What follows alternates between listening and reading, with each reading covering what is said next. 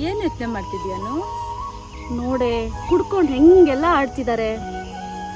ಕುಡ್ಕೊಂಡವ್ರು ಮತ್ತೆ ಹೆಂಗ್ ಆಡ್ಬೇಕು? ಗೊತ್ತಿಲ್ವಾ? ಒಂದ್ ಪದ್ಯನೇ ಇದೆ ಕಣೆ.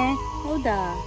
ಕುಡಿದರೆ ವಾಸನೆ ಬಾರದಂತಿರಬೇಕು, ಕುಡಿದರೆ ರಸ್ತೆಯಲ್ಲಿ ನೇರವಾಗಿ ಹೋಗುವಂತಿರಬೇಕು, ಕುಡಿದರೆ ಮನೆಗೆ ಹೋಗುವಂತಿರಬೇಕು, ಕುಡಿದರೆ ತನ್ನ ಮನೆಗೇ ಹೋಗುವಂತಿರಬೇಕು, ಕುಡಿದು ಕುಡಿದಿಲ್ಲವೆಂದು ವಾದಿಸಿದರೆ ಹೆಂಡತಿ ಮೆಚ್ಚಿ ಹೌದು ಹೌದು ಎನ್ನುವಂತಿರಬೇಕು.